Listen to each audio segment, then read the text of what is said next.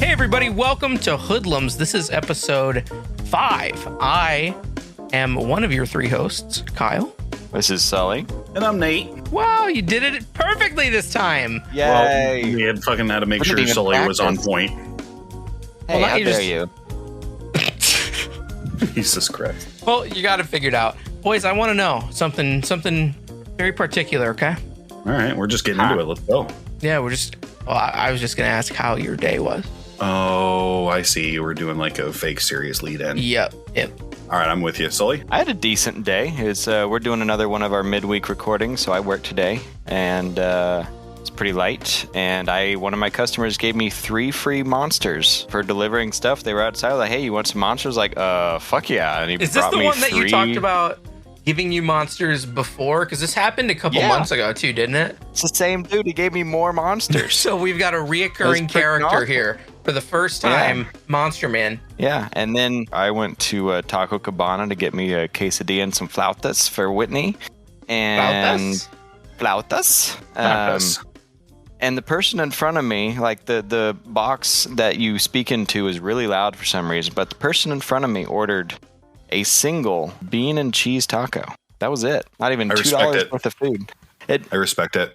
Have you ever been to a Taco Cabana, though?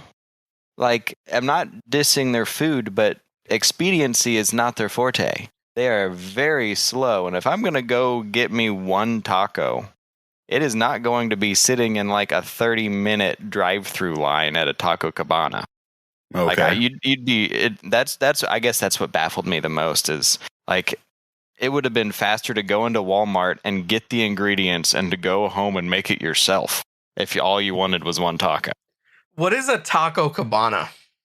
Taco Cabana is it's basically a drive-through, but it's a step up from most fast foods. Like they actually have some better Tex-Mex as far as like they have enchiladas and some plates and refried beans and rice that you can add to your platters and stuff. You know who else considers themselves a step up from fast food? Arby's. And you know what else? You know what's ass? Arby's. All right. The only thing good at Arby's is okay. You're not Don't hate on Arby's, okay? First of all, you know what you're doing right now? You're punching down. Okay, you're punching down, and you should feel bad about it. Okay, I'm fine with but it, beyond honestly. that, my station. Arby's is not a bad place to eat. I don't know why it gets such a bad rep. It's actually not bad. They put onions in their buns. That is heresy. Okay, only some of them.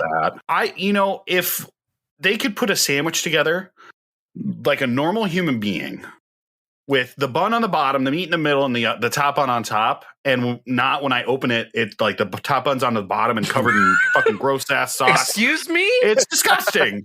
That's not an so Arby's bad. thing. That's a your preparer thing. No, I don't. I've never eaten Arby's and not gotten a stomach ache. Yeah, I mean it's literal ass, and I refuse. If you're gonna use that defense, you can't go to Taco Bell either. No. Taco Bell is filled with delicious horse meat, you motherfucker, all right? You do not diss my horse meat. Listen, fucking Arby's is not okay. Maybe it's a regional thing because the Arby's here is actually pretty fucking good. Like every one that I've tried. Mm-hmm. Well, it's like they even came up with another restaurant, Hardee's. What are you trying to fake, man? Like you're just an Arby's with a different name. Hardee's has some of the best fast food ever. It's Arby's. It's the same thing. No, it's not. It's the same goddamn thing. They're fucking they know Arby's is so bad. They're like, man, we better kind of rebrand and come up with a new restaurant, brick and mortar, and just fucking serve the same shit. I love that show, Brick and Mortar. I love that show. I love that show so much. Yeah. I wonder This is what you season took away 6 from is that? coming out of Brick and Mortar. You piece of shit. Brick and Mortar, baby. Jesus season Christ. 6. 10 seasons and a movie. Oh my God. Come be live how much on I hate HBO. Arby's. I love their shakes. Arby's shakes are amazing. That's I hate everything. See, I didn't even know they had ice cream. You know why? Because I don't go to Arby's. Because I'm and regular. that's a you problem. That's a you problem. Dude, they have a Jamocha shake that's like the perfect combination of like chocolate What did and you coffee. call me? Jamocha. All right.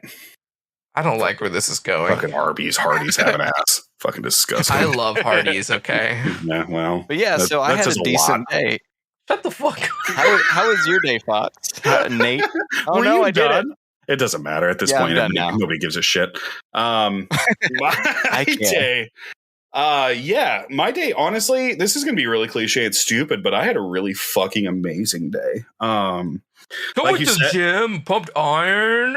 So good. I knew that was going to happen. One of these fucking episodes. I'm trying to get my fucking fat ass in shape, and this guy's like, "Oh, you pumping iron?" I had such an amazing day, bro. It was leg day. It was leg day too. I lifted 560 today, bro. I think I'm doing so good. Such an amazing day. If I ever say anything like that, if I ever sit here and tell you that I fucking like bench pressed or leg pressed a certain number, you can kick me off this podcast. I will never, ever do that. You got some Sammies after Pracky, bro, didn't you? Got some Sammies? Yeah. Went to B-dubs. Like you said, it's weekday for us, so we're doing a midweek thing again because I'm missing out on this weekend again. So we're doing a midweek. So I worked today, and yesterday went well. Today was a fantastic work day. I got a hold of some people I haven't been able to get a hold of in a long time. Ran into some customers I'd never talked to before. It was great. So I did that, got home, changed, went to the gym. This is my first week kind of on my own in the gym, basically going to my own accord, and it's been really good. Been feeling really good about it. And honestly, like on the way home today, this is so cliche. This is one of my favorite things to do while driving in the car is rolling the windows down and listening to music and just like blasting music and just kind of getting down and having a good time and shut the fuck up. And I mean, it's literally just everyone enjoys that. Yeah, but the point is like I haven't done that in years.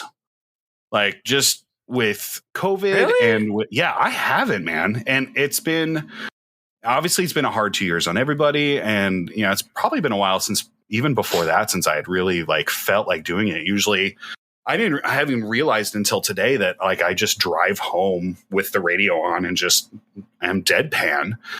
But today was the first time in a long time that like I was feeling good and life was good. And I rolled the window down and cranked tunes and just kind of jammed. And like, it was like borderline spiritual for me. It was just, it was great. Like, I just haven't felt that good in a really long time. And it was just kind of like an eye-opening thing. Like things are good, life's good. And we're moving, we're living. So yeah, it was a great day. And then, I grabbed a sandwich on the way home and here we are. We're fucking recording a podcast. Kyle, how was your day? Well, I woke up, I went back to sleep, woke up again. Absolutely amazing day, arm day today. Fucking the Lost Ark closed beta came out today, and I am fucking in love with that game, and I've been waiting ages for it to come out, and it did today. And so I've spent a lot of time doing some guild work and playing through the story and shit. It's up until the 11th, so I'm just going to be missing in action for all that time, but no, that's cool.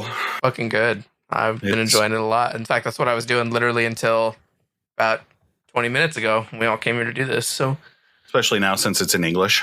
Yeah, and with fucking local ping.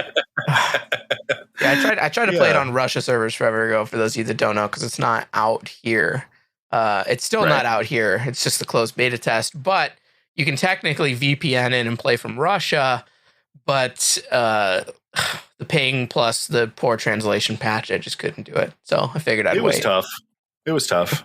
I jumped in for a little bit, but I mean, it's a big release. People are excited about it, and you kind of snuck up on me. So true, yeah. It's good, and it's fucking good. It's good, and it sucks because we're not going to be able to play the actual game until at the latest, like end of March.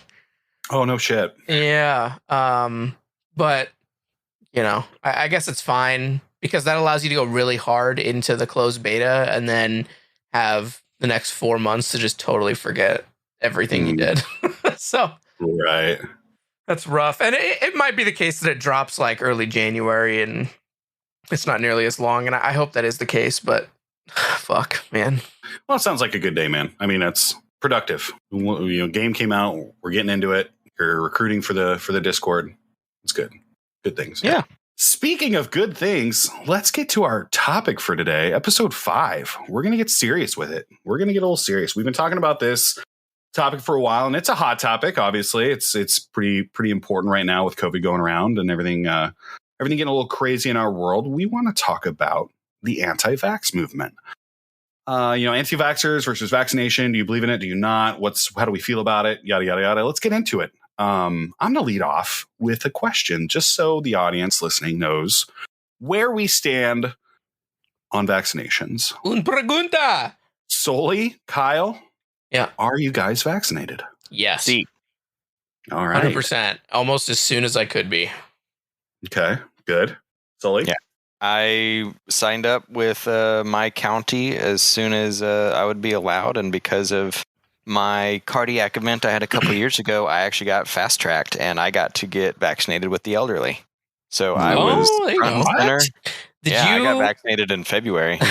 When you got vaccinated, did you do it through a clinic or did you do it through one of the Army bases? So Denton County actually set up they took over, they got their own supply, and they basically set up a website that you could sign up for, and they took over the Texas Motor Speedway.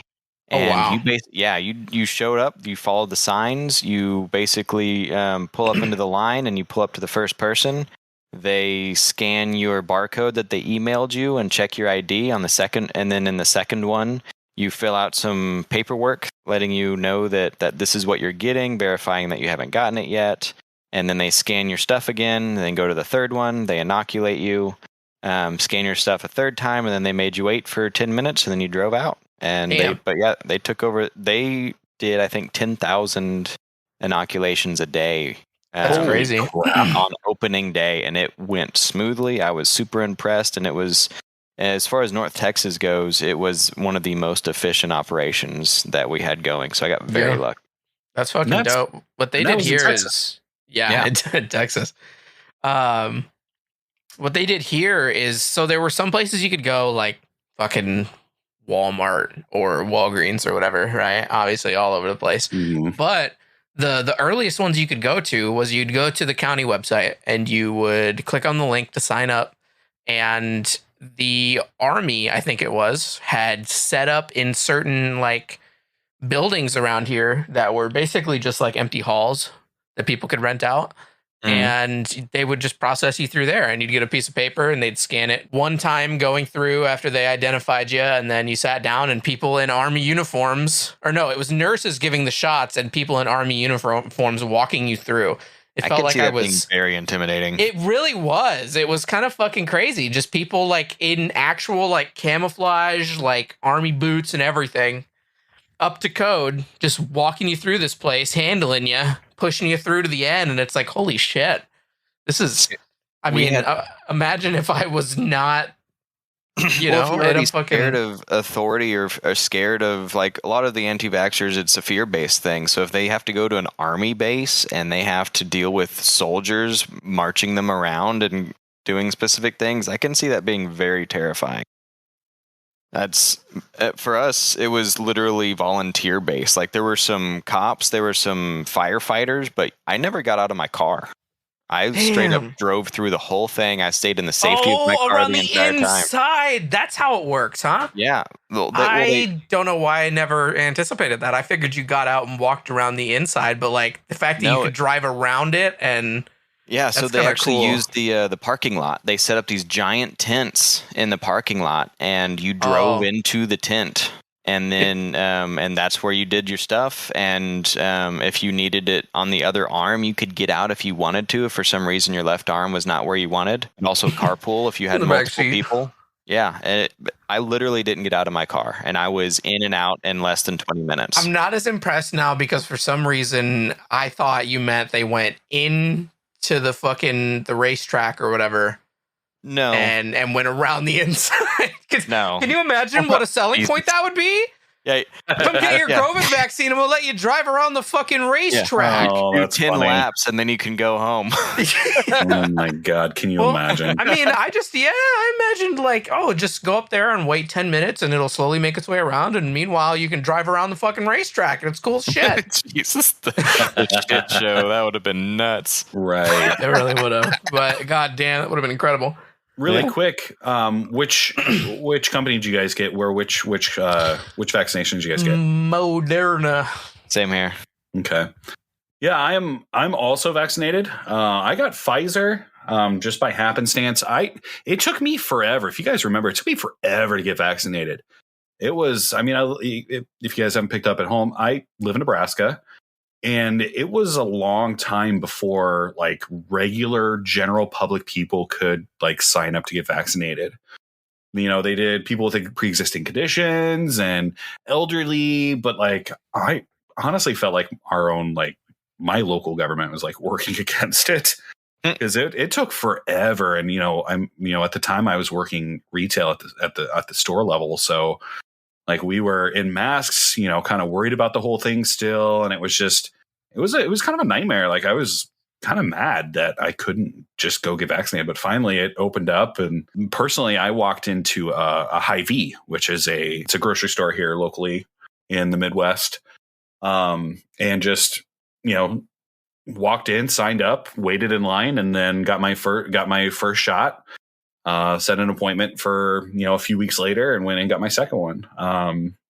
And now, of course, since I have Pfizer, it's coming out that it's not as effective as Moderna. I have to go. I got to go booster shopping. But yeah, I can go get a booster shot as well. I just became. They just dropped Moderna. I just recently became eligible for Moderna's. Right, So I gotta go do that here soon. My mom got hers and it kicked her ass.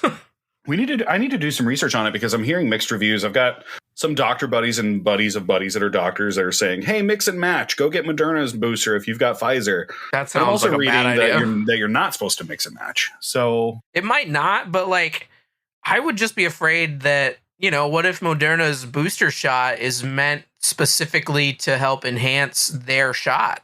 Right. Maybe there's something different in know. it. I mean, even I don't know. I can't imagine what the benefit would be. I mean, they both use mRNA, right? It's kind of the same idea. Yeah. Right. I mean, they both, theoretically, they both came up from the same research, but were developed separately. So, obviously they're different strands. And what you're saying there makes sense to me. You should probably get the same one. But like I said, I don't know. I've got mixed reviews. So I need to do a little bit more research and really dig into the science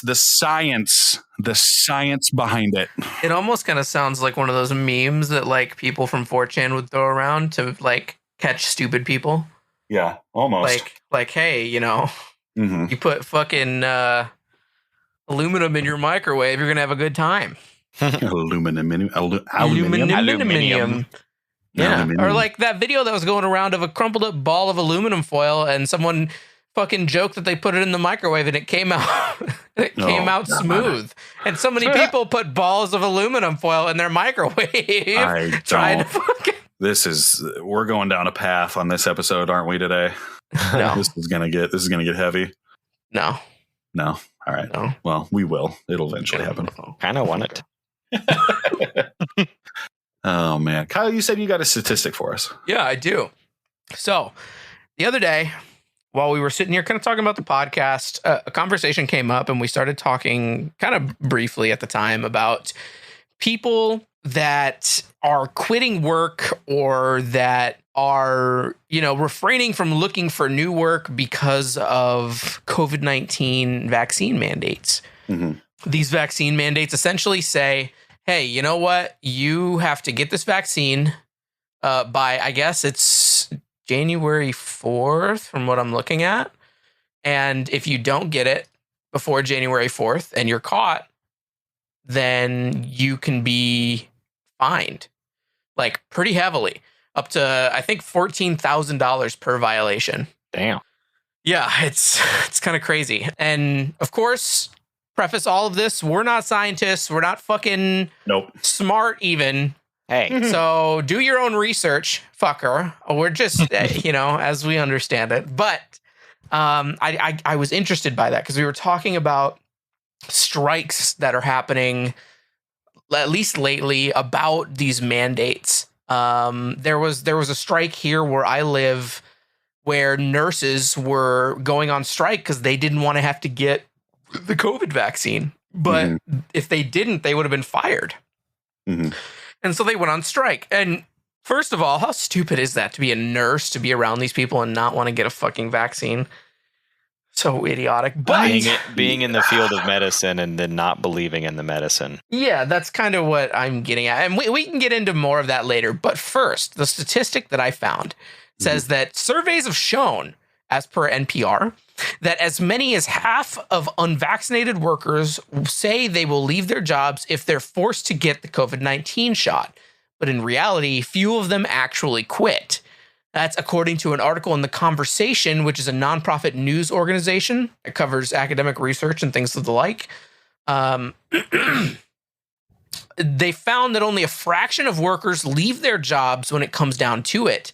In other words, vaccine mandates are unlikely to result in a wave of resignations, but they are likely to lead to a boost in vaccination rates, they write. So, just some data they cited. The Houston Methodist Hospital required its 25,000 workers to get a vaccine by June 7th. So kind of relevant to what I was just talking about here at home. Before the mandate, about 15% of its employees were unvaccinated. By mid-June, that percentage had dropped to 3% and hit 2% by late July. A total of 153 of those workers were fired or resigned, while another 285 were granted medical or religious exemptions, and 332 were allowed to defer it. Yeah. So there's a lot of weird stuff going on here. Exemptions. I want to hear what you guys have to think about these mandates and how they pertain to people at work and such like that. But also, afterwards, I kind of want to lead into this idea that anti-vaxxing started off as a legitimate concern, and I think now is kind of pivoting towards being political, almost entirely.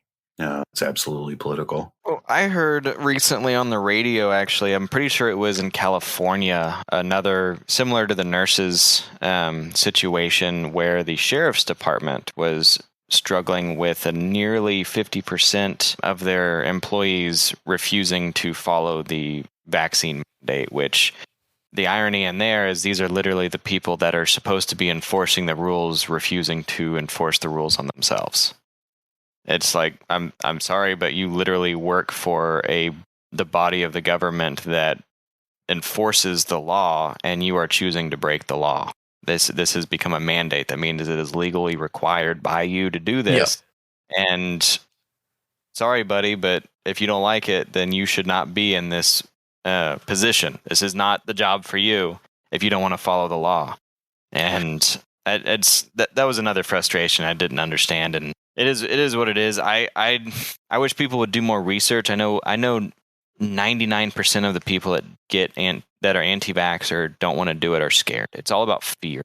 And there's so much fear mongering, just like when we were talking about Satanism not too long ago. It's whoever is somehow profiting from getting people to not vaccinate themselves, whether it be people that are pushing homeopathic or herbalistic remedies for immunizations instead of doing that, or that have some political gain of getting these people together and feeling like a community for choosing to go against this system and choosing to ally themselves because this is what they stand for, and it's somehow against the government. It's somehow like fighting medical despotism, and you got to fight the system.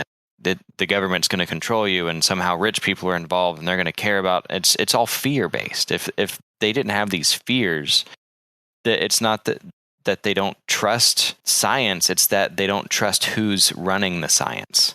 And so they have this level of fear, and I get that. And I know I've read a couple articles and heard a couple podcasts of some anti-vaxxers that flipped, and that was 90% of what they were saying is I was scared. I was given information that was not accurate, and people scared me into following these other things. And so I get it, but do your own research. Don't be stupid. Don't trust every little thing that you see or hear.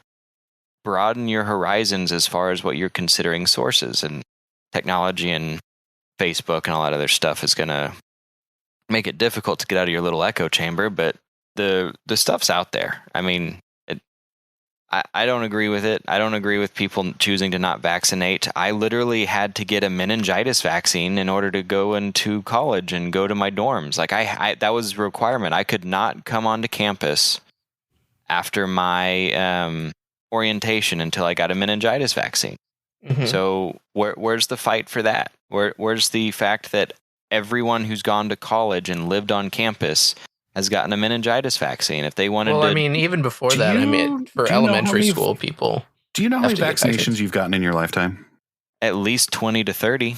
We're not that is a lot. We're not asked for polio vaccines. Yeah. We're not asked for these vaccines because they're mandated. Mm-hmm. They're necessary. So we don't have polio anymore. Like, I'm sorry. I didn't want to interrupt you. No, it's a valid point. The fact that this vaccine is somehow special is what is just crazy about the whole situation. It's not. And I'm gonna butt in and take over from my. I know Kyle asked us both. I'm gonna take over for my turn. Go for it. I don't necessarily agree with you, Sully. I don't. Shocker. I don't agree. How dare you? You piece of shit. You suck. You're so wrong. There is a small percentage of people that you're correct on, but it's such a small percentage of these people that don't want to be vaccinated. We talked about this in our religion podcast two episodes ago. Episode 3, go back to it. We talk about Satanism. It's dope. Hail Satan. We talked about how fear motivates people to change or force an understanding in themselves. I think that when people are afraid of something, they are going to do research and they are going to figure out what the real answer is. I mean, you said that yourself. You're talking about these people who had flipped and they admitted they were afraid. Mm-hmm. These people that are standing their ground and these anti-vaxxers that are standing their ground and saying, I won't be told what to do. It's sheep mentality. It's not fear. It's not. It's sheep mentality. It's the same thing with cherry picking how you feel about things in the Bible.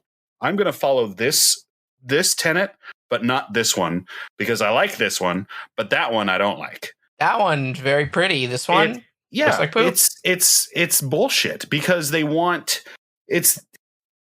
Let's just say, let's call it what it is. Most of the people that are anti-vax are right-wing conservatives. And it's the same people that are arguing for rights for, individuals and companies to have their own rights and to be able to set their own mandates, unless it goes against what they want, unless it, they want companies to be able to set standards and have their own freedoms, unless those freedoms impose upon them. And so when a private company says, hey, I'm requiring you to be vaccinated, and that individual goes, nuh-uh, you can't tell me what to do. Mm-hmm. But they want them to have the freedoms of every other freedoms that it comes with being a private company. Yeah. It's asinine. And it's the same thing with a hospital. Hospitals are not public. It's not that hospitals are not socialist. We know that. Because fucking our healthcare is too goddamn high. Fucking commie hospitals, right? They're privately owned, and so when a hospital who's run by doctors, who for the most part are generally smarter than the average human, are saying, "Hey, nurses, doctors, staff, if you work here, you have to be vaccinated because A, you're around sick people with pre-existing conditions, or." You just scared a bunch of Reds. You just scared so many Republicans with that. Or you're dealing with people who actually have COVID. I live in Nebraska. It's a very right-wing state. And we have signs all over the place. Omaha supports the frontline workers, right? COVID-19, we support our frontline workers. And it's directed right at nurses, right? This is not uncommon knowledge. And these nurses, it's happening here too. These nurses are like, I quit. I'm not working here if you're going to tell me what to do with my body. Are you fucking kidding me? Come on. Like, it doesn't matter. Like, how many vaccines do you have in your body, bitch? You were not told as a kid. Nobody asked you as a child or your parents whether you could get the polio vaccine. They fucking gave it to you. Well, so we didn't make if people you sick. would just please take the fucking polio vaccine. No. Ooh, woo. Listen, it's fucking dumb. It's asinine, and I hate it. And I've said my piece. Kyle? It is pretty dumb, right? And I kind of disagree with you too, Sully, but in a different way. I'm gonna go cry. Yeah, well, first of all, I think giving anti-vaxxers any sort of avenue to gather like pity or grief or whatever is letting them win. I think I take great care in not giving anti-vaxxers an avenue, because if they get it, they'll take it. Yeah, because that's the type of people that. Well, let me finish. So that's the type of people that it is, and I know you said that it's that people are scared, right? And I'm sure there are a lot of people that are scared. Initially, I want to say that's a small number, just because. But I think that a part of my bias might be playing in. I think there's probably a good amount of people, even on our side of the aisle, that are just scared. I think it has to do with a bunch of different things, but I'll be honest, it's not hard to research. We live in a day where if you want information, you know where to get it. Like that's just it. It's in the palm of your hand, seconds away at any given time. And a lot of these people are lazy. They're not critically thinking. And that's the ticket right there. Critical thinking is not some fucking magic hardship that only half of the fucking world can do. Like, it doesn't take a lot to critically think. Mm-hmm. And the thing about it is these people are scared because they see a Facebook ad, some sort of like smear thing, and they just accept it as fact. Mm-hmm. And they don't think critically about, well, is this true? Could it be true? And some of those people get halfway. They start thinking critically, and they say, oh, well, how can I believe that these people that are making me take this vaccine are telling the truth? And that's a good fucking question. Mm-hmm. That's a phenomenal question. That is a question you absolutely should be asking 100% of the time. Absolutely. I don't care if it's God himself. You should be asking yourself if things are okay, if that's good. Question everything. Yeah, well, that's it. So I get it. It makes perfect sense, and I 100% am behind that. But the thing is upon doing that research, not upon reading some sort of Fox News article about Fauci fucking murdering dogs or doing something else. No, you need to go and you need to look at the thing itself. You need to look at the amount of data that's available to you, and you need to make your own decision. And in the case of this, where all of the information's there, it's accepted in a widespread manner, and actively deciding not to have the vaccine hurts people around you, what fucking doubt is there in any reasonable person's mind? There isn't. There shouldn't be. I don't care who you are. I don't care how scared you are, because that's not an excuse to me. That goes back to something that I said on a previous podcast, that we do not deserve to go. Well, maybe this wasn't a podcast. This might have been a conversation we were having the other day where we were talking about Elon Musk taking everybody to space. Oh, yeah. And I had said that I don't think as a people, as a humanity, the human population, we don't deserve to expand beyond this earth that we have. We're not ready for it because we don't give a shit about other people. It's, part of us always has to be selfish to a certain extent. We have to look out for ourselves, but nobody cares about the person next to them. It doesn't feel that way. Like, it doesn't feel like at all.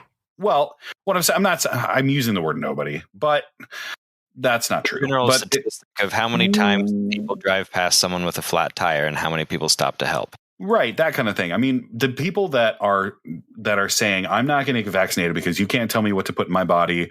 Your problems are your problems. I don't care about your health. They don't give a shit about anybody else but themselves. Right. And it's gross to me. It is, absolutely.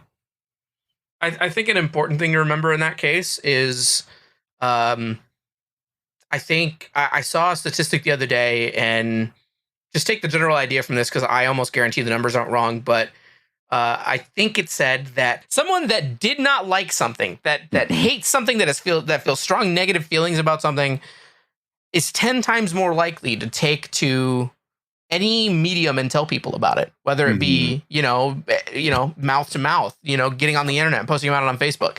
Right. You are way more likely to talk about something that you don't like, that you feel strongly against.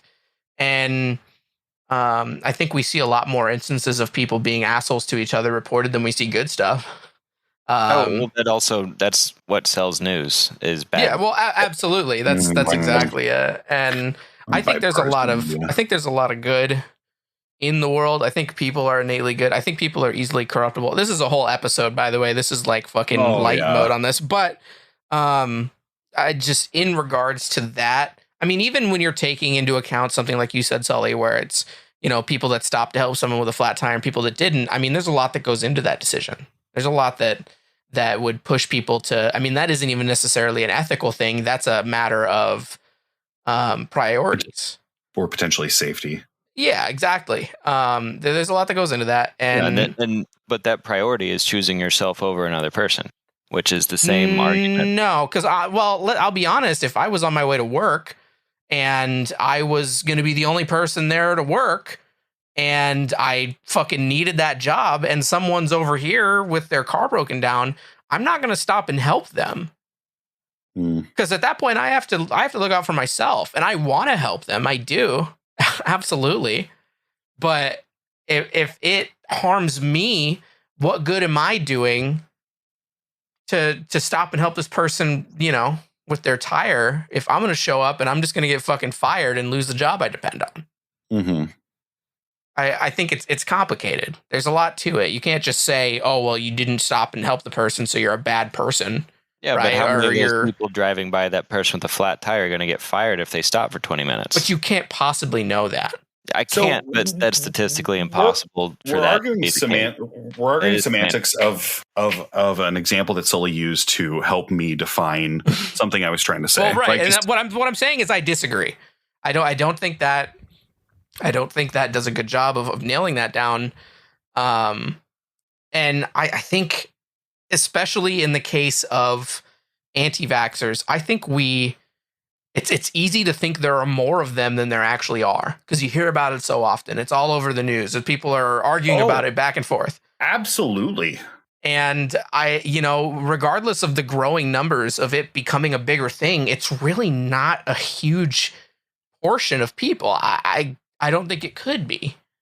So I had some conversations within my company over the last couple of weeks with some different people. And obviously I'm not going to name names, but they're people that work, that I work with closely every day, that I found out recently that they're not vaccinated.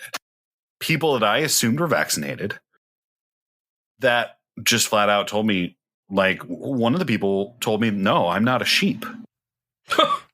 And it was like, I just had this moment where I was like, wait, what? Like, we don't have a mandate in our company. There's nothing that says we have to be vaccinated. But I'm going to be honest with you. I assumed most people were. And there's a lot of people that I consider to be close friends with. And that doesn't change anything. I'm still friends with them. But it definitely made me go, wait, what? Yeah. Like, are you kidding? And it's an exceptional number of people. It certainly is. And it's so, yeah, you're right. I think there are more people than we think that there are. There's just a lot of silent people that are just, no, I'm not going to do it. My point, I think you're right. I think there's more people than we're currently aware of. But my greater point is, I don't think people in general are stupid enough to fall for that. I mean, I think there are a ton of people that are. But I mean, according to this study that was done last year, and I know nothing about it, I guess it was something from Texas A&M University. It said that up to 22% of Americans self-identify as anti-vaxxers. Yeah. And 22% is a lot higher than I thought it would be. But regardless, it's still just 22%. And it's growing, sure, but I think people are smarter than that. In general, you're saying in general, we cannot call half the population stupid. Yeah. Is what you're trying to say. Yes. Yeah. And I agree with that. This is not, when it comes down to it's not a left-wing versus right-wing thing. It's not Democrats versus Republicans. It's not conservative versus liberal. It's turning into that publicly because of our bipartisan media, which is the worst thing that's ever happened to this country. But it's still what's how it feels. So like you're saying, the science, the statistics, the science say that it's not, but our media and other people are turning it into that. And it definitely feels like that sometimes. Well, going back to what I was saying about the fear-based thing, it was not an excuse at all. It's one of those things where fear can be overcome by information. Fear is literally just a lack of knowledge and not knowing how to handle it. And acquiring knowledge is how you get out of that. But when that's the approach that should be taken when speaking to someone who's anti-vax, is not that you're an idiot, it's that you're scared. What is it that scares you about these vaccines? Tell me that. When they give you the answer, explain your point that can change their mind of what might be scaring them. Not you're a moron. Stop calling us sheeple. You're an idiot. Stop listening to your friends. Blah, blah. It's having the conversation that treats them like a person that can actually help them have a critical thought, because that's clearly something that they're struggling with. And the other issue is with the internet and the research and all this stuff, when you have people that are stuck in YouTube video holes and Facebook advertisements and their Facebook echo chambers that I mentioned before, when they look at their phone and 90% of the information given to them is an echo chamber because you identify as this, you've watched this one video, you have 3 friends that believe this one thing. So we're going to feed you all of that information over and over again in different forms and from different sources. And that's all you're going to see unless you do a specific search outside of that algorithm that we've developed for you. So yes, it does require them to go outside of that, but unless that step is taken, they're given a large amount of information that feeds into that fear of theirs, or feeds into that belief.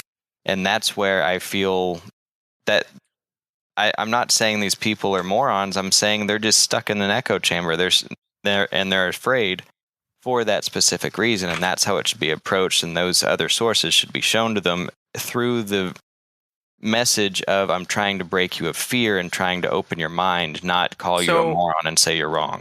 Well, specifically on that real quick, I don't have a problem telling them they're wrong. I don't have a fucking single problem, because that's not enough for me. I don't feel pity for them. I think that it's way easier than, someone might make it out to be, to figure out that you're wrong in a case such as that. But that's not how you enact change. It creates a defense mechanism. Yeah, but they're stupid. Yeah, but I have a point. I don't care. I have a point here. So, real quick, we kind of talked about anti-vaxxing being, a political thing nowadays, and I have a point that's salient on that last thing. So, in a study done in 2013, taken from people from January to July of that year, they polled people about why they hadn't been vaccinated from, in this case, the measles in 2013. So this is pre-COVID, pre-Donald Trump, very importantly, pre-Donald Trump. And approximately 80% of people said that they did not get vaccinated for philosophical or religious beliefs. 10 to 15% of the remaining people said that they did not get vaccinated because they were ineligible. A smaller percent than that said that they missed the opportunities to get vaccinated. And the very small percentage of anyone under any other category it's tiny at that point. I don't have the actual numbers here. It's from a bar graph, but I mean, it's clearly like 2 to 3% of people that didn't get vaccinated under other. which in this case is where, being scared would have fallen under, not knowing enough about it, as opposed to nearly 80%, the biggest chunk of it saying philosophical or religious beliefs. Now, in a post Donald Trump era, in a post, at least initial COVID-19 era, where that has undoubtedly become more popular as a standpoint, to have a philosophical or religious belief, I get political belief other than what is popular. I can imagine that's gone higher. So, I mean, even if you're making a case for these people that say they're scared, statistics are here to show that they make up a very small percentage of the people that aren't getting vaccinated. Those statistics saying that religious and philosophical is also a cop-out from someone trying to argue with you. Once you claim religion, you are protected. You can't be argued with, and people are smart enough to understand that all you got to say is my religion says I can't do that, and they can. And are you making an excuse for these people? I'm not making an excuse. I'm saying that statistic can easily be flawed because they'll inaccurately answer, so they'll be left alone. Why does this sound like an anti-vaxxer right now? No, because you're not listening to what I'm saying. I'm saying that statistic, when someone is asked, why didn't you get vaccinated? And they realize that they have to answer in a certain way. And the one way that they won't be questioned is by saying, my religion told me not that I don't have to do it. Then that's the answer they might choose. It might not be the truth. They could have lied about it so that they're left alone. That's why people always claim religious exemptions, because it's easy. I think that Sully's trying to make a point that there are people that just don't know. My question to Sully, just to kind of backbone this a little bit, if you walk up to somebody and you say, are you an anti-vaxxer? And they say yes, is your immediate response or your thought process they are afraid? After the research I did on people that have switched, I would say that is my initial assumption, is they are more afraid than they are stupid. Okay. I feel like if somebody is afraid, they don't know. They're going to identify as somebody who, I don't know. I'm afraid. I don't know which side to pick. So they're like in the neutral zone, right? And that's somebody that you can educate and you can go up to and you can say, hey, you're not sure. So let's have a conversation. Somebody, in my opinion, and feel free to come back at me and tell me I'm wrong. In my opinion, if I walk up to somebody and I say, and they identify them, I mean, obviously I'm never going to go, hey, are you anti-vax? But if somebody identified to me, I will fuck it. If somebody identified to me that they're anti-vax, they've already made the decision to be stupid. And I think that that's a big key point. I think some people are choosing to be stupid about it. And Kyle kind of made that point of laziness, of like the choice to not make active research, to not actually partake in thinking for yourself and doing the research. Lazy is a harsh word, but I think that's kind of a good blanket term for it. If somebody says I'm anti-vax, they've already decided. They're not afraid. They've picked a side. I think you're trying to give people the benefit of the doubt, which I very much appreciate, because in a world where we want to enforce change and we want to enact change in people, there needs to be a conversation. There needs to be dialogue. But in my opinion, when we have people who are scientists going, you need to vaccinate, and then there are anti-vaxxers saying no, that's beyond that. To me, that is beyond a discussion already. Like we've kind of skipped over the discussion point. Mm-hmm. You know, when people that are rooted in their beliefs are very, very, very hard to change. It's something that I studied extensively, in anthropology. When, like, for example, I will just straight up use the example. I took an ecological anthropology course, and it's the course that actually got me to Haiti in the first place. Those of you that know me pretty well that listen, or you guys know that I've been to Haiti a couple times for research on my thesis and field work and stuff like that. That what got us down to Haiti is we developed projects for for Haitians to use to help redevelop their forestation problems. Haiti is now down to like 0.5% forested land, where it was at 1.75%. It's a huge issue. So we developed things that they could, using common objects that are around them to help deforestation, like portable latrines and other things that help with that. When you have a culture or a people that are set in their ways, it is not almost impossible to change those beliefs. It takes ages, and you have to like sit down with them, and it took us weeks to get the simplest thing across, because they've been doing something for 70 years. They've been doing something for so long. When people have their head into something, when they've decided something, people are very, very hard to change. And when somebody says I'm anti-vax, they've made a decision.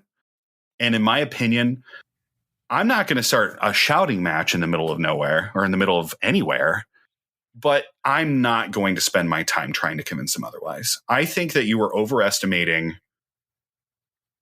where fear puts you. I think that you could be right with some people, but I feel like the majority of people who declare themselves anti-vax have made a decision, and that cannot be reasoned with.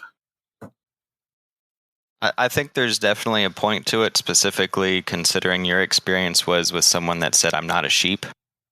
Because that is a very stubborn standpoint to say that. The conversations I've had have expressed fear. When I've asked someone, why are you afraid of it? Or why is it something that you don't want to get? Why are you not getting the vaccine? I've been told, I don't know what mRNA does. I don't know if that's going to change my DNA. I don't know if it's going, I don't know if I get this, I think it might make me sterile. I think it might put a tracking device in me. I think it might not actually work, and this is them putting something else in me. What are all of those? Those are fears. Right. They don't know what this is. They don't have a way of figuring it out. They're afraid something as bad is going to happen to them if they let that needle hit their arm. I think we're missing a key point here. Okay. And the point is looking at sadness as this infallible thing. When people say that to me, and I know a bunch of people share this, the being scared of something can be a cop-out. It can be easier, depending on the people you're around or the situation you're in, then, like you mentioned earlier about that study, for people to say, oh, I'm scared. When in reality, they're actually just a Trump supporter and they don't want to make that known to people. Maybe when they say, "Oh, I'm gonna get fucking microchipped," I mean, that sounds like a layer on top of, I'm being stubborn because my political beliefs won't let me do it. Because everyone in their life who agrees with them on every other aspect, including political, religious, whatever, are also making those decisions. They are then an outcast in their own circle of people if they choose to go against that norm, because that is their world, and everyone that they're around is anti-vaxxers, so they follow that norm. It's a conformity. I don't agree with conformity. I don't think that's a reason or valid. I don't think those fears are a reason to not get vaccinated. I think it's a way of opening the door to changing their mind. I feel that is the state of mind that they're in, is a culmination of fears that has led to ignorance and stubbornness. But what I'm saying is a lot of the people that I've talked to that have alluded to fears having been their stance. So as background information, back when COVID started, I did I was streaming a lot. I was making content. I was talking to a lot of different people. I was also, right on the ass end of touring a bunch of different shit. And, I talked to quite a few people that said that, but a lot of those people ended up having used that to hide the fact that, politically they didn't agree with it, that it was a political thing. And, I needing to fit in with a group, that conformity, I get that, but it's just what you're backing is so intense. It's not right. I'm not saying that they're excused. We know you're not. I'm just saying, though, obviously, that's what I've seen. That's what I've seen, and that's what I've witnessed. And it also comes down that this isn't new. This isn't even 2013. Like, literally back in Britain, there were actual anti-vaccination leagues that were created in the 1800s. Yeah. And the reasons they gave was vaccines didn't work. Vaccines could make you sick and contained poisonous chemicals. And mandatory vaccinations were akin to medical despotism, which is exactly what we're saying nowadays. It's not new. And 2 out of 3 of those were fear. The other one was stubbornness. It's the same stuff. It's recycled and recycled. Same thing happened in the 1900s. Same thing's happening now. It's half of it's fear, misinformation, and not wanting to be controlled. I think that coming back down to ground zero, we're both right. Like you're not wrong. I think it's almost like a more optimistic approach to what we're talking about. Is that you have? I think there's a chance they could be changed. There's a hopefulness in what you're saying that there are more people that are fearful that we can potentially reach, or anybody can potentially reach. And our Kyle and I's point is we're beyond that. And I think that both are, obviously both are accurate. You're going to come across people that are. There's both. A fraction on both sides. Yeah, exactly. And I've had more experience on the other side, way more experience on the other side. Yeah. I still feel that your percentage is lower. I feel that of the people that identify as anti-vaxxers, I feel like the percentage of those people that are just fearful is lower than the people that are just choosing to be anti-vax because of sheep herd mentality. And the politics that was brought into it. I can agree with that. Definitely the modern era is more stubbornness than it is fear. Look at what happened under the Trump administration. This all started under the Trump administration. Everybody, picked a side. Trump was, basically talking about how it's not a big deal. It's not a big deal. he's full of shit, yada, yada, yada. Don't let him talk in public. And then he gets COVID. And he gets the vaccine. He goes through the whole thing. He gets vaccinated. And he got vaccinated and the best homeopathy available. My point. Right. He's the president. He's going to get that. Great. Good. He should get it. Moving forward, towards the end, you guys can fact check me here. Towards the end of his presidency or after, he said in a public speech with his people in front of him, with Trump supporters in front of him, he said, "Go get the vaccination," and he was booed. What more evidence of sheep mentality do you need than that? How can somebody look at people who are using facts and using science and getting the vaccine? How can those people who are not getting vaccine call us sheep when you are literally the sheep? That's my point. That says I'm a lion. That's my point. Like they are the sheep because it's my body, my choice. That's hilarious. Now, what about abortion? Let's talk about that real quick. Oh my God. Let's not. I'm talking that proverbially. Let's not talk about abortion right now. But no, seriously, people who are anti-vax, my body, my choice, huh? So you want to know a very strong... It's cherry picking. Yeah. You want to know a very strong irony for all of that? Because right now it's mostly right-wing Christian households that are going against all this stuff, using religion as why they don't want to get it. And the original vaccines that came out in like the 1600s were pushed by Christians. Christians are literally the original vaccinators. Interesting. Yeah, it was back in the 1660s in Constantinople. A Greek woman came to, I forget where it was, but she brought the vaccination to another culture and explained and basically told her life story of how the vaccinations worked. You basically took a little bit of smallpox out of someone, kept it at room temperature for about 30 days, and then injected it into someone else. Gave it time to weaken, but didn't kill it, and then and put it on to somebody. And she was Christian, and she explained that where she came from was a bunch of poor Christians. And throughout the 1700s, the practice was spread mostly by Christians.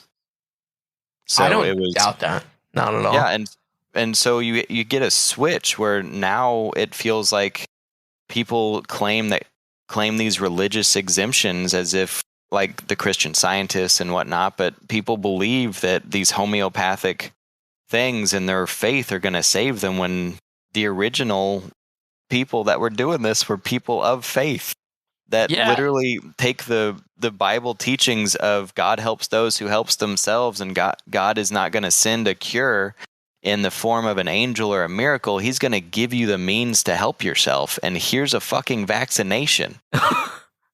Yeah. Woo! Fuck it. You know? Yeah, I mean, I'm just going to get sick and hope God fixes me. Yeah, and it was the same way with but it also when it started spreading, it spread through North Africa and the Arabic countries, Cassim, Aga, or whatever that place was way back then, Tripoli, and it was only a small subsect of Muslims that actually were the first anti-vaxxers, because they felt that it changed or it altered the divine providence of God's plan. So that's why they didn't do it, because they felt if you were going to get the disease, you were supposed to, and that if you figured out a way to change that, you were cheating death and cheating God. But it was a very small subsect. Most Muslims still got vaccinated. Speaking of cheating God, I have a question for you, Sully. Okay. We'll get to Fox after this. Jesus, what a tie-in. How do you feel about anti-maskers? So we've talked about anti-vaxxers for sure, but I'm curious to know what your thought process is on anti-maskers, because I mean, clearly we both disagree, or we both agree on the same things prior, but with some very subtle differences. Yeah. So I want to know what your whole take on that is. So my feeling about anti-vaxxers or anti-maskers versus masking is that is pure selfishness. That is one of those things where there is no damage, there is no threat, there is no way that you are going to come into harm by wearing a mask, or even the slight chance. Let's say that you don't believe in science. Let's say that you are a pagan shaman who believes that your semen is going to give you a magic spell that's going to make your dick bigger. It's not. It's not. I've tried Wait, it. I know what? it's totally false. I'm in the middle of mine. But like even, right now? Yeah. Jesus. But even with those beliefs, if there's even a 2% chance or less that you putting a cloth over your face that you can easily breathe through for a small period of time, no more than 30 minutes for your grocery shopping, that you can't manage that without somehow collapsing or having a medical exemption or some other BS, that is just pure selfishness, because that is a whole nother extreme, because you're not having anything injected into you. You're not doing any of it. And people's, I can't breathe.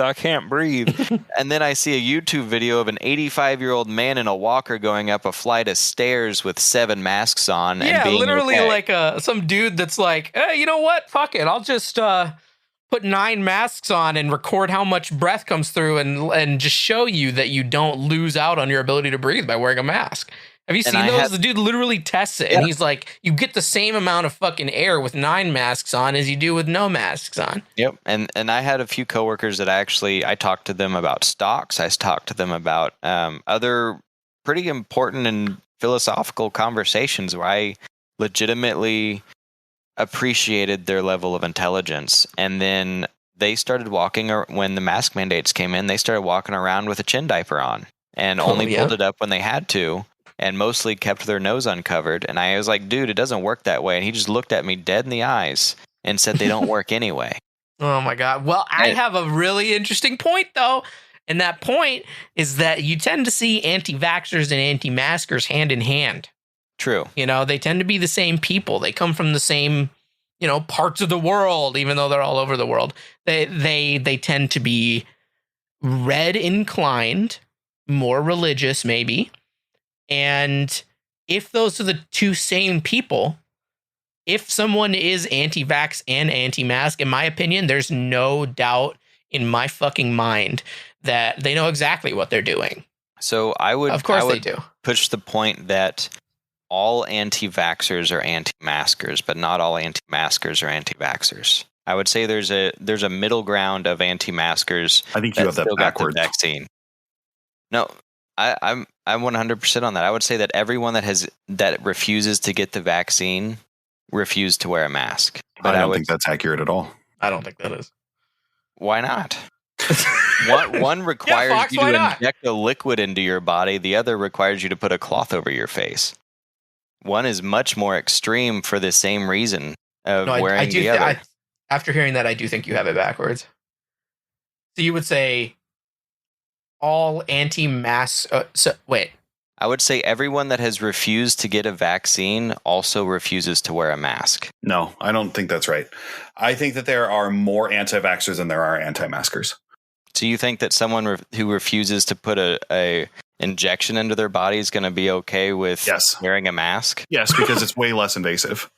But it's also obvious, and it causes drama, and it actually is something that's visibly... So this is actually going to bring light more to your point. I'm not even sure you realize it.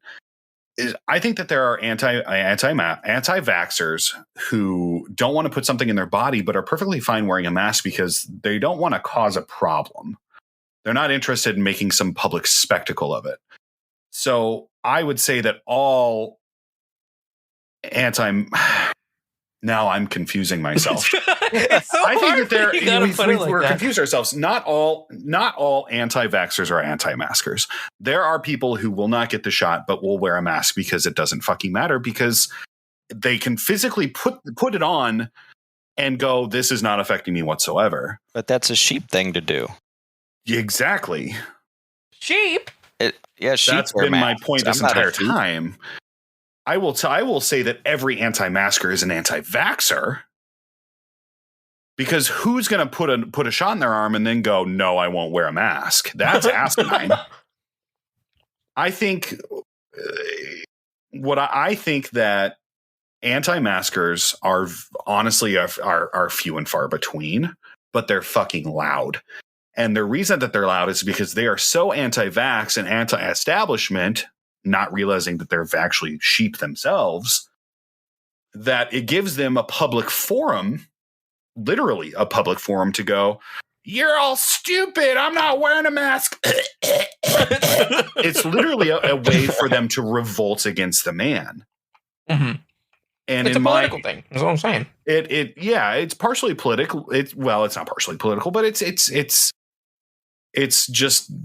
way to look at me.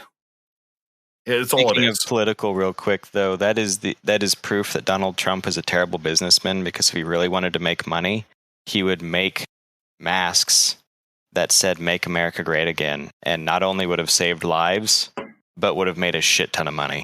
Mm-hmm. Instead of this whole anti-mask thing that he was pushing and saying that I'm not even going to get into the specifics, but if you have that much control over people and you get them wearing hats, imagine how much money you could have made off the masks. And now it comes back to what we talked about earlier. If he had done it early, it would have been amazing. If he had done it later, people would have revolted. Mm-hmm. Oh yeah, he played one hand and then decided to switch. You're like, you already sold us on this one. Now you're what do you call it? The Satanist cabal is controlling you now, and there's a demon inside of you. It's not real Trump. That's yeah. Oh my God. Are we getting into the conspiracy here? Is this Speaking of the conspiracy? Did you call it Kanan? The conspiracy did. I don't know if did y'all hear about the Dealey Plaza bullshit in Texas yesterday? It's not actually called Kanan, right? I've never heard of it. It's QAnon. Yeah, because Q's a person. Yeah. I like calling it Kanan. Do you know who Q? Sounds like a religious book. Do you know who Q actually is? I don't think Q is a person. As far as I learned yesterday, Q is actually JFK Jr., who died 20 years ago, who wasn't That's actually what they believe, dead. Yeah. And they thought he was going to come back to life. In the place where his daddy's head popped, and going to announce he's running as vice president for Donald Trump in the next election. Yep, I remember that. There were hundreds of people in Dealey Plaza. I'm really quick. I'm going to stop you, and I'm going to cast the line out, and I'm going to reel us back in. Okay. We're not going down that line right now. We should do an episode on QAnon, though. We absolutely should. We should. That'd be great. However, back to the masks. I'm going to bring up 2 points. One, I'm going to ignore the science between which masks work and which masks don't. I don't want to dive into that. That's another episode. We've kind of run long already. I don't want to, we don't want this episode to be 3 hours long because it could easily be 3 hours long. We could keep going forever, but yeah. So putting the N masks, so aside from the cloth masks, let's put all that aside. There's an anthropological perspective to this. And I've been thinking about this for quite a while. And it's funny, hate this, but a TikTok recently popped. And it gained some traction. And it's a guy proving his overall point was moot. I didn't care for it, but he made a point, something I've been thinking about for a while. Since before we as a human race, as upright humans, since before we invented fire, right? So this is technically before Homo sapiens sapiens. What'd you call me? Before we were able to harness fire, we were putting barriers up between ourselves and dangerous things. We were taking cover under a tree. We were living in caves. And the way he put it was brilliant because he was like, that weather over there, fuck that weather over there. This rock will block me. But now somehow people have decided, no, masks are stupid, that this barrier is not going to help. There's no proof. No, literally there is. I mean, that's how things work. And like I said, let's take out the argument of which masks are better than others. Yes, we understand that cloth masks are not as good as surgical masks, all that kind of good stuff, yada, yada, yada. Barriers do their job. What anti-maskers are doing is they're using masks as a public way to rise up, quote unquote, against people trying to tell them what to do. Yeah. You can't tell me to put a mask on. I don't give a fuck about your family or your health. I only care about myself. That's what it is. It's simple as that. Well, I mean, think about the alternative. If people legitimately weren't wearing them simply because they were uncomfortable, I mean, that's just as sad. Like, you would really put your fucking comfort for 20 minutes ahead of, the lives of all these different people. Mm-hmm. Even of your family, if you go out there without a mask on, catch something and bring it back. Listen. I spent 45 minutes getting ready this morning, and I'm not going to fuck it up with a piece of cloth that's going to give me maskne, okay? I have a perfect complexion, maskne, and I am not going to ruin it for your self-awareness. My lipstick gets all over my mask, and I hate it. Oh. What it comes down to is that nobody can deny the facts. Straight up, people are dying. Yeah. People catch this and they die. And it's been proven, whether you think the vaccination works or not, that masks alone can stop the spreading of COVID. And we know that these people that are dying are catching it from somebody. And we also know that healthy people can contract COVID-19 and not show any symptoms. Mm-hmm. So you could have COVID as a normal human being walking down the street or in a Walmart or wherever the hell you are. And you could not know that you have it, and you spread it to somebody who has a debilitating, life-threatening disease, and COVID throws them over the edge and they die. And you are choosing not to A, wear a mask, or B, get the vaccination. And in short, you don't give a shit about other people. And that's all that matters to me, really, at the end of the day. Whether you are afraid or not, it's not an excuse. As Kyle, we go back to what Kyle said. It's not an excuse enough. At this point, at the end of the day, he's right. It doesn't matter. You are helping kill people. Yeah, fuckers. Wear a mask. Get your vaccine. Quit being a fucking idiot. So do your research. If you're afraid, or if you are listening to this and you haven't gotten the vaccination yet because you are afraid, or you're an anti-masker, anti-vaxxer, go do some research. Do hours of research. Don't use one. Don't just use Fox. Use multiple sources and Fox. Read, and make an informed decision. I have an open invitation. Uh-oh. Anybody that wants to come on that has a reasonable argument for why they would be an anti-masker or an anti-vaxxer that is not easily laughed away, come on, talk to us about it. Let's have a conversation. I promise We won't yell at you. We won't laugh you off the stage. I promise. I would legitimately like to have that conversation. I'd like to hear it because at this point, I'm not convinced that there's a single person that is abstaining from either of these things that isn't just stupid. No matter how you cut it. He's dying on that hill. I will. I'll die on that hill fucking all day, every day. But you know what? If you think you can pull me away from that, we would love to have you on to talk about it. So, legitimately, absolutely. Let us know. Take to Twitter. Our hashtag is what is it? How I hoodlum. Mm-hmm. Or at me at Kyle_XCVI on Twitter. We'll make it happen. At me at Kyle or at Kyle. me at DFoxLTD. Hit us up. And we'd love to hear from you, regardless if you want to come on the show or not, and get destroyed, or just if you have a comment away. We'll love it. We'll talk about it later. Yeah. Okay. Final thoughts for some tunes. I gave my final thoughts. I'm done. So you got final thoughts? No. Okay. No. Tune time. Tunes. Hey everybody! Welcome to Hoodlums, episode 5, part 2. You made it. Those. And so did we. Duh. And last time we were here, one of the last times we were here, we talked about movies. We talked about what our favorite movies were.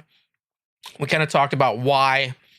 But we thought it would be cool to go back and pull some movies out of that conversation and kind of delve deep into those movies for a segment to kind of talk more about why we like it, why we think, it's so revolutionary. And, also use it as an excuse to sit down and, watch some of our favorite movies again together. Mm-hmm. And today we're going to talk about Eternal Sunshine of the Spotless Mind, in my opinion, one of the greatest movies ever made. And I want to start this conversation off by asking both of you a question. So in the movie, there is a service that will go into your brain and erase memories of a person from it. If you were given that opportunity, would you? And why or why not? I guess I'll start. I would not. I think in the moment, I would consider it, because usually erasing someone, that comes with a strong negative emotion. But at the end of the day, I can look back at every relationship I've had and every enemy I've had, and I grew as a person from every single one of those, and I would not trade that in for anything. That made me into the person that I am. Every relationship, every situation that I've been in that was negative created me, and I'm happy with where I've come from those situations. I would not want those experiences. Yeah, I think one of the scariest things about making a decision like that, though, is that uncertainty. So, obviously, like you said, you're happy where you're at, but I could see some people being so tempted to make the decision simply because, what if they're happier? What if they're fucking happier than their current selves could even anticipate being? I don't know. It's a complicated question, Fox. It is a complicated question because, you asking me this question is really just going to make me divulge everything I feel about this movie. I loved Eternal Sunshine of the Spotless Mind because I identify with Joel quite a bit. I am very heavy-hearted. I feel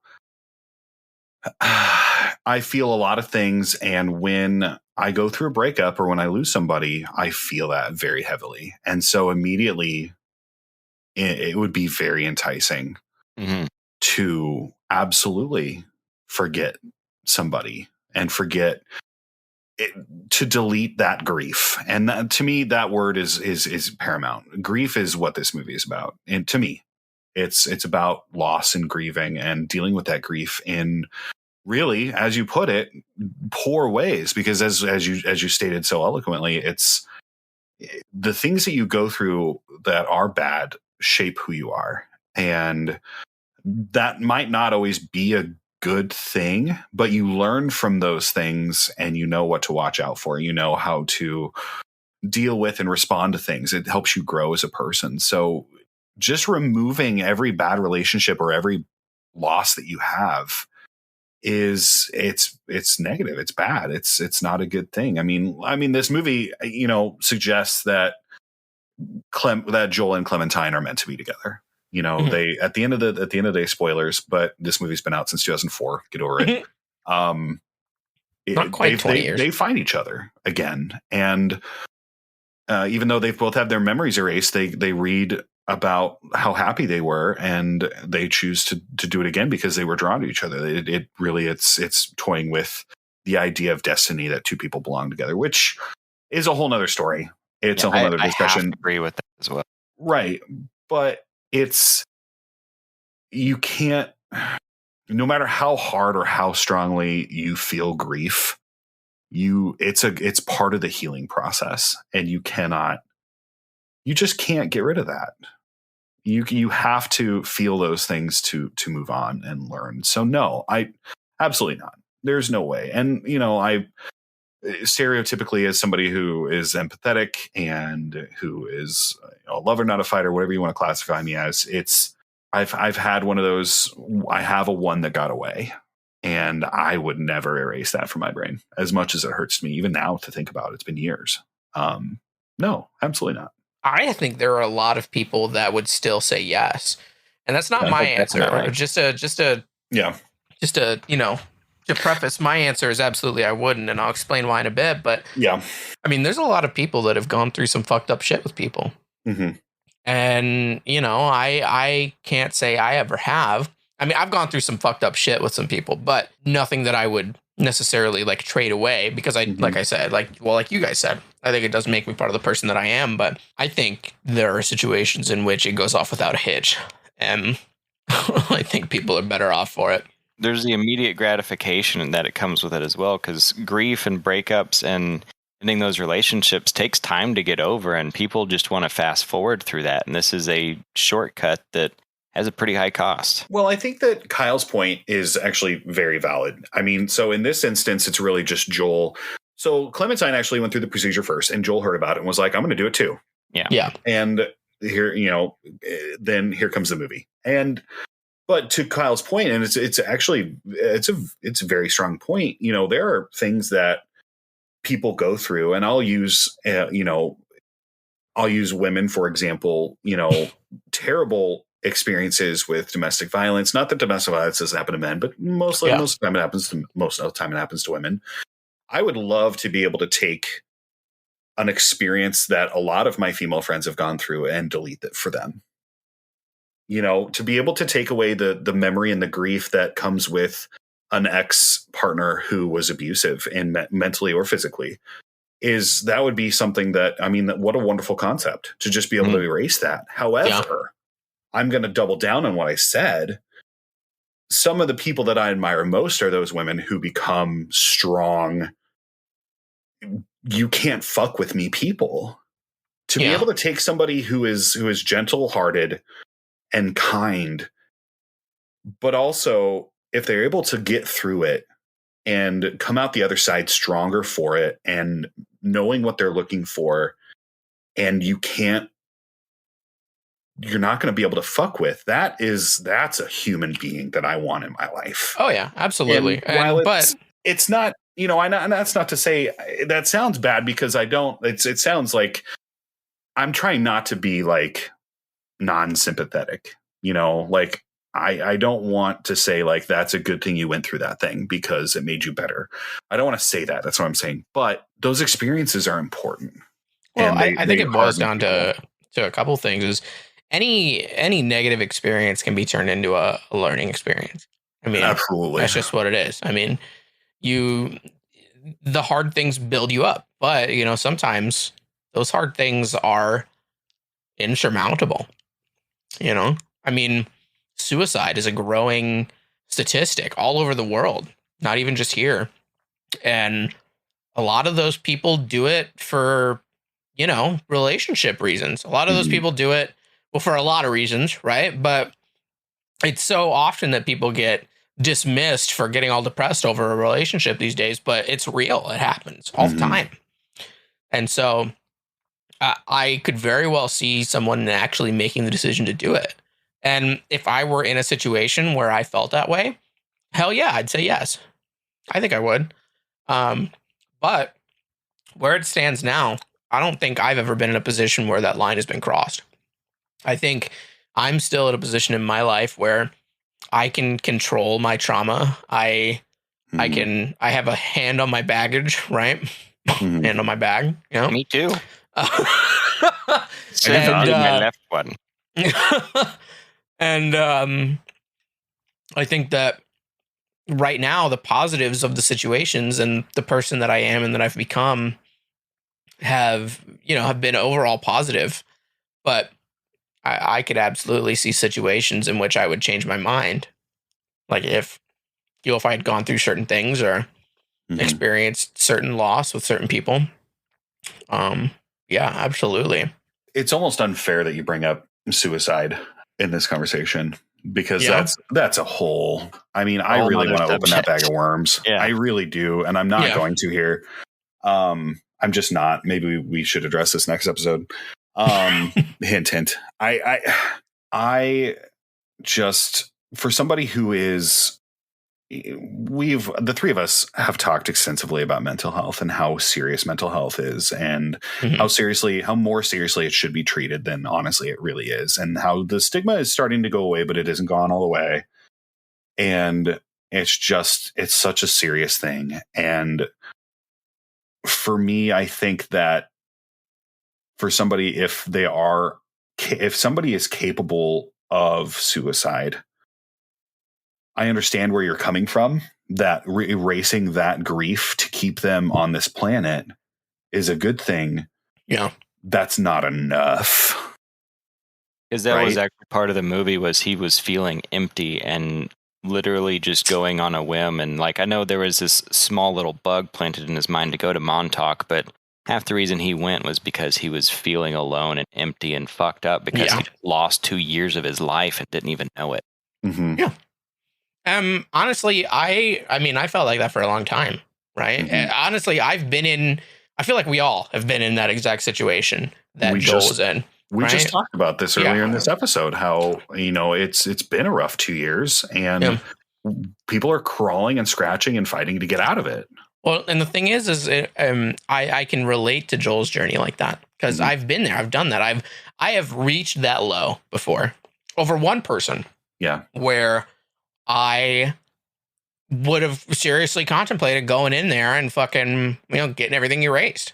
Because, it causes havoc. But the thing is I and Joel in this movie were fortunate enough to have, had a sort of change of mind to be able to look at things and kind of see the beauty in it. Yeah. And to recognize that, hey, maybe things aren't so bad after all. One of my favorite things to do now, since I'm, relatively at least a little healthier than I used to be, is to just kind of stop and recognize that there's beauty in everything. Even if you just have to stop and look for it. There's beauty in people, in the way they act, in the world, in the way you see things. There's beauty in movies and video games and all this creativity that people make. Even when you stop to look at shit like trees, there's beauty in a fucking tree. It's all over the place. And to kind of reach into that, that, I don't know if spiritual is the right word. Yeah. But to reach into that place and to kind of find the beauty, even in the sad things, is, I think, a really powerful tool. And I think it's something that Joel kind of does himself in this movie as he comes to the realization that he made a mistake. Right. Losing that journey with someone. Like that was one of my points when I watched it. I was with Whitney when I watched it. And so we talked about it a little bit. And one of the points I made about the movie was, and it kind of plays against Nate's view of how the movie ended, because I actually have a little bit of a disagreement on that. But the whole point was, like you're saying, is the beauty of the relationship. It's not the good, it's not the bad, it's the journey. It's having that time with that person that gave you those experiences, that gave you all those emotions, that made you feel alive, that made, even in the bad moments, you still felt alive. And despite losing all of that, they did come back together. I feel like there was a little bit of a fate being twisted, because that was in his mind of go to Montauk. His memory of her told him to go to Montauk, which was probably an important place for her. Knew that she would be there, and so that somehow that's where they met. Yeah. Yeah. So that's where they went, because there was still that little piece of them that was left. And so that's why they came back together. It was because they had met in the first place.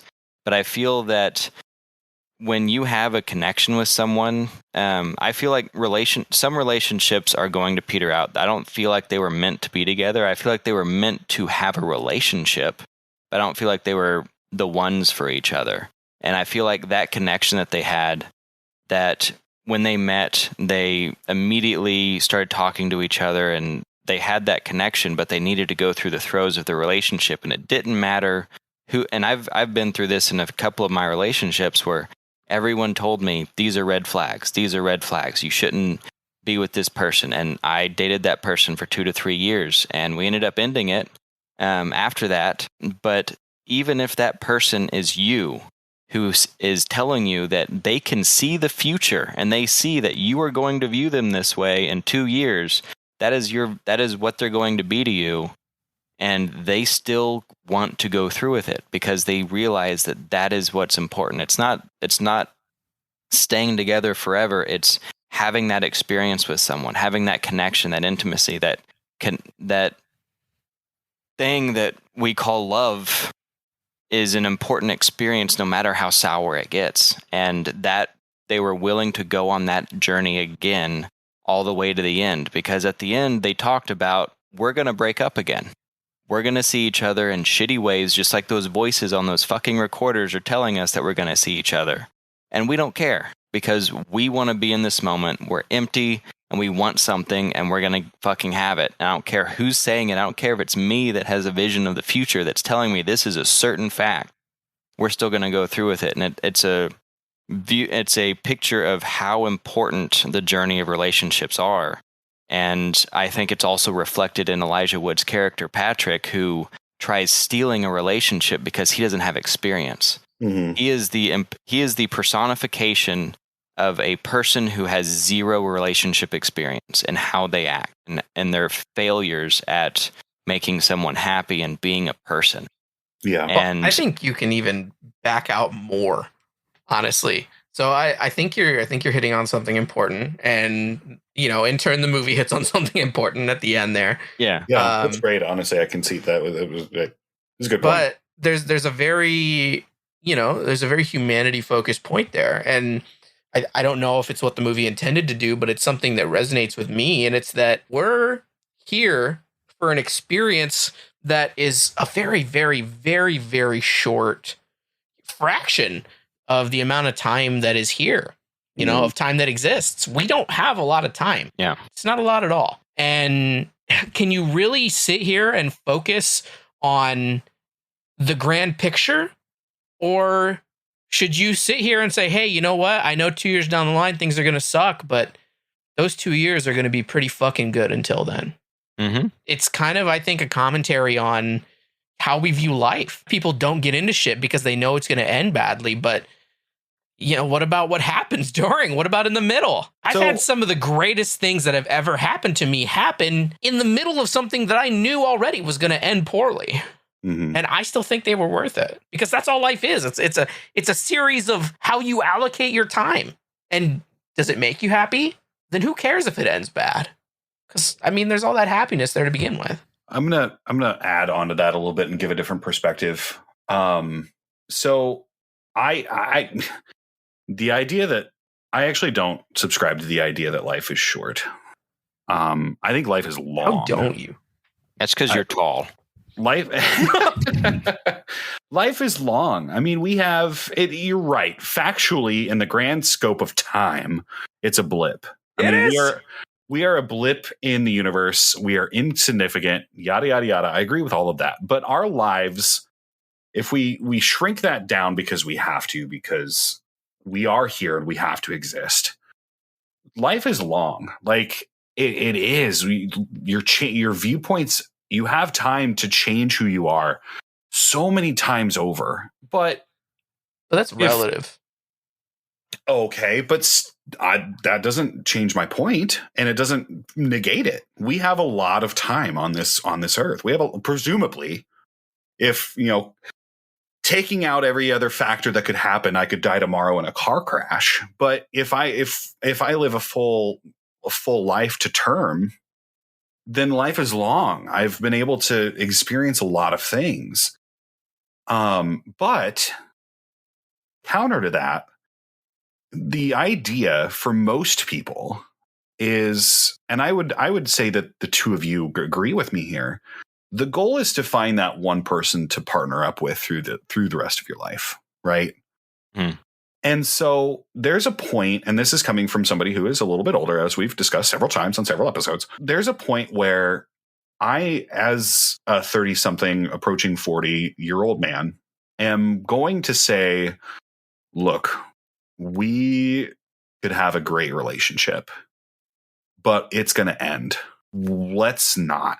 We know that we're not what we're looking for ultimately. Yeah, we could have a great couple years, but we know it's going to end. We know we're not compatible. Let's say I want kids and you don't. We just know we're not going to concede those points.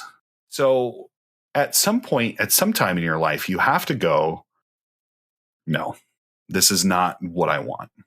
Even though I could have the love of my lifetime. Because life is so short that you couldn't fit both. Okay. Well, I think the relationship experience can lead you to making the decision of not going through with something because you are smart enough and experienced enough to have learned what you want, what you don't want, and how things would probably end up considering the situation you're presented. What I'm saying is, my point is that I've had lots of relationships. I've had those wonderful experiences. I've had those terrible experiences. At some point, even though that's really going against the whole point of this movie, you have to put your foot down and kind of go, look, you have to be smart about it. You have to be smart about, I can't just keep having 2 to 3 wonderful, 2 to 3 year wonderful relationships that have no length, that can't go the distance. I think feeling the need to, okay. So, I mean, everything ends. That's how life works, right? Life ends, relationships end, friendships end, fucking this podcast is going to end. How dare you, sir? No, I mean this episode. The podcast itself will never end. It'll go on forever. It's the one exception. You are forgiven. It's true. Yeah. So for a long time, I agreed with you. I mean, I have been one of those people that my mind is always on, settling down. I'm in it for the long haul. I'm looking for someone for forever. Mm-hmm.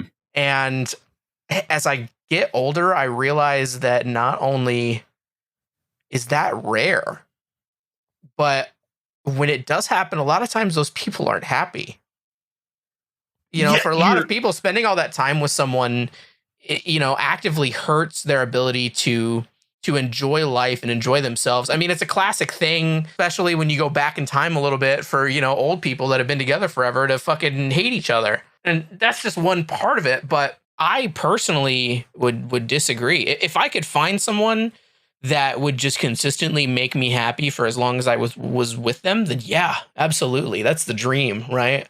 But as it stands, I can't possibly fucking know who is going to make me happy for how long. I can't possibly know, even if we agree on those things that we know are good, if that's going to last, and if it does last, for how long. I just it's chaos. You got to go with the chaos. If you sit and you turn down all this shit on these 1 or 2 things that someone might even come to change their mind on, you are denying yourself an entire slew of happiness and experiences that you would not have any other way. I think that every single human being has something they can bring to the table to make life interesting.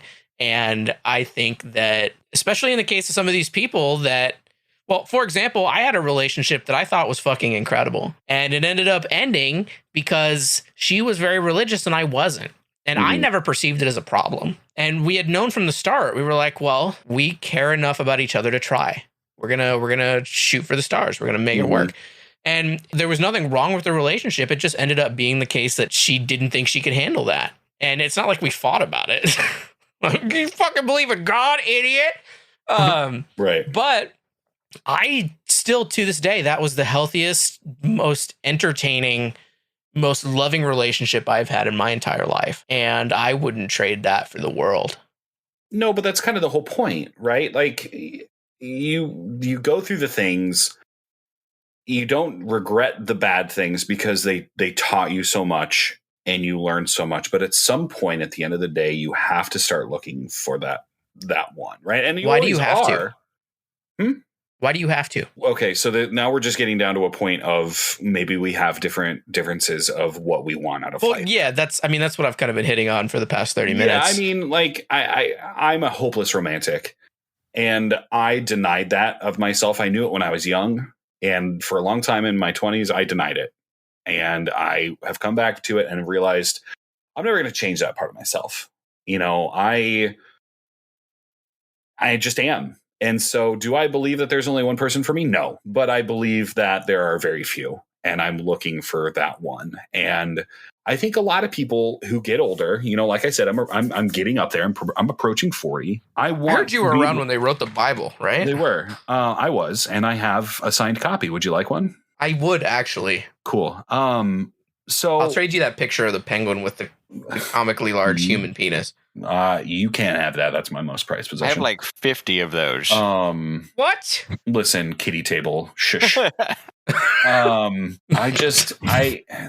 think that it's healthy later in your adult dating life if you unfortunately, and I will say this again, if you unfortunately reach your late 30s without finding your partner, there are concessions that you have to just you just can't make.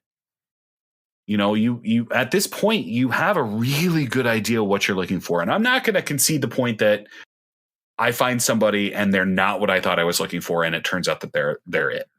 I mean, that's like the romance, right? Yeah, like, if I find that person and I have that feeling, I'm going to go for it. But sometimes that there are things that you've learned about yourself that you're not willing to concede on. And I think that is perfectly healthy and perfectly okay to go, no, this might be wonderful, but we know this is going to end. I think it's perfectly healthy for two people to go, you know what, let's break up amicably. And thank you for a wonderful few dates or a wonderful few months or even a year, and go, this isn't it. Yeah.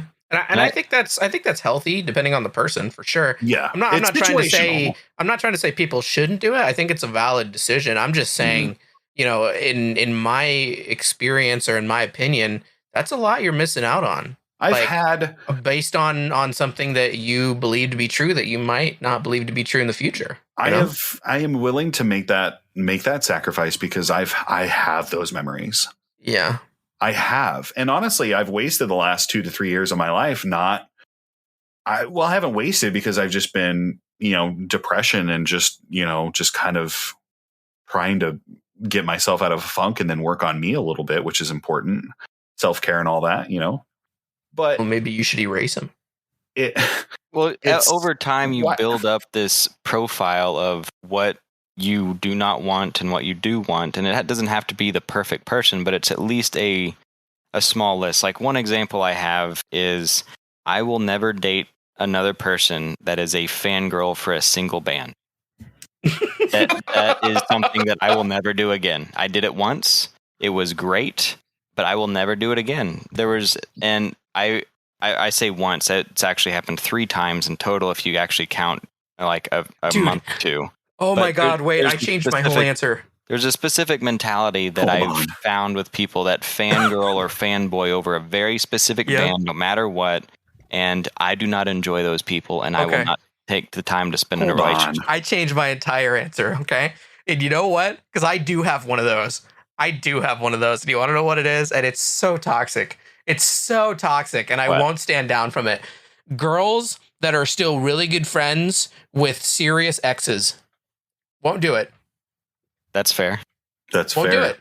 I won't do it. I won't. I wouldn't say that's toxic at all. I've been so fucking burned every single time I have dated a girl that did that. I'm not willing to take that chance. And I'm not saying every woman would do that, but I have literally been to rock bottom because of girls, because of people. It's not even just girls. It's literally people, because of people that assured me that nothing was going to happen, that, I believed them, because you do that in a relationship. You trust each other, and then you just had your trust shattered, sometimes multiple times by the same person. And so fuck. Yeah, absolutely. I'm there. However, in most other cases, I would stand by my point. But that's what I mean is like, that's just one example. I've got about 6 or 7 other standards that I've had built over the years. And as you accrue those, you create a smaller and smaller acceptable window of who you'd be willing to spend that time with and test that pass through all those filters. And maybe this time you create another filter because this person's done something or has an aspect that you don't like. So that, I think that's kind of where we're trying to go on that, is you definitely get more and more picky as you filter through the aspects of your significant other that you are not willing to suffer through again. Mm-hmm. Well, I think we've pushed enough time. I think we've talked a lot about that. We didn't even get to talking about how incredible the movie itself is. It's a fucking phenomenon. And you know what? I'm fine with that, because a million people have talked about why. Well, yeah, but there are a million people that are probably way smarter than us that have talked about why this movie is phenomenal and why Charlie Kaufman is an incredible fucking creator of art. And I could go on all day about it, but we don't have all day. It's fucking phenomenal in so many ways. If you haven't seen Eternal Sunshine of the Spotless Mind, make sure you go watch it. Check it out. Do it. Check it out. This has been Hoodlums, episode 5. You can find me on Twitter at Kyle_XCVI. You can find Fox at The Fox Ltd. And Sally at MySpace.com/Texas. Shut up. We literally every time. I hate it so much. You guys can, when you're You are going to pull so much harassment to a random person on MySpace. We've already decided that somebody else took your name. Don't get mad. Get over it. Hit us up on Twitter. Every time. Tag us. Hashtag how I hoodlum. How I hoodlum. Hit us up. But it'd be easier if you at us as well, because then we'd be able to see it, because we're not real used to this whole Twitter personality thing. Anyway, thanks for hanging out. We enjoy you a whole lot. Yes, we do. We'll see you for episode 6. Same time, same day. Absolutely. Goodbye. Bye.